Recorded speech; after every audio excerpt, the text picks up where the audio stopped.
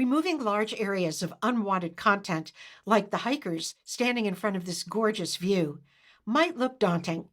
But now that Firefly-powered Generative Fill is built right into Photoshop, it's a breeze. Hi, I'm Jan Kabili from Adobe's Learn team. In this video, I'll show you how to use Generative Fill in Photoshop to remove content from an image. Yes, Photoshop has other retouching tools, but Generative Fill often gives you the best results, particularly when you're trying to remove something large. That's because Generative Fill creates new content from scratch rather than copying and pasting content from somewhere else in the image. Let's see how it works. The first step is to make a selection around the objects you want to remove, the hikers. You can use any selection method for this. I'll use the automatic select subject method because it's simple and it's quick. You could run select subject from the contextual taskbar here, but we're going to do it another way to increase the odds that the selection will include all the little details of the hikers in their gear. In the toolbar, click on the Object Selection tool. Then go to the Options bar and click the arrow to the right of Select Subject and choose Cloud to get detailed results. Then click Select Subject. In just a second, you've got a selection around all the hikers and their gear. Next, we're going to expand this selection because Generative Fill often gives better results when there's some breathing room between your selection and the objects to remove. So find the contextual taskbar on your screen. I've pinned mine up here so that it doesn't move around. If you don't see your contextual taskbar, go up to the window menu and choose Contextual Taskbar from there. In the taskbar, click the Modify Selection icon and choose Expand Selection. In the window that pops up, type a number of pixels by which to expand your selection and click OK.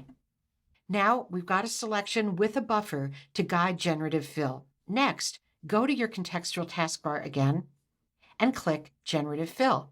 Generative Fill doesn't need a text prompt to remove content, so we'll skip this part and just go over and click Generate.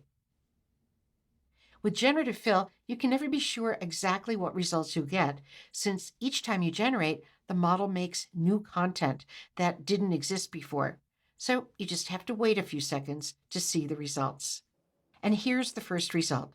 The hikers have disappeared, replaced by new content generated by artificial intelligence that matches and seamlessly blends in with the surrounding background. Generative Fill makes 3 variations of new content to choose from. In the Properties panel, there's a thumbnail for each variation, and you can click on each of these to see which you like best in the document window. If you don't see any that you like, go back to the contextual taskbar and generate again to get 3 more variations. And that's all there is to it. To understand a little more about what's happened, take a look at the Layers panel. Photoshop has generated new replacement content and put it on a new layer that's called a generative layer. The generative layer has a mask in the shape of your selection, which defines where the new content appears. This generative layer behaves like any other layer in that its content non-destructively hides content on the layers below. So if I turn off the generative layer, or if I were to delete it, the hikers come back into view. One last thing, you may be wondering why we use Generative Fill to remove this content rather than another retouching method like Content-Aware Fill. One reason is that Generative Fill manufactures completely new content from scratch. So unlike Content-Aware Fill, Generative Fill isn't dependent on there being content in the surrounding image to copy and paste. Instead, Generative Fill manufactures brand new content every time, giving you great results like these. So that's how to use Generative Fill in Photoshop to remove unwanted or distracting content.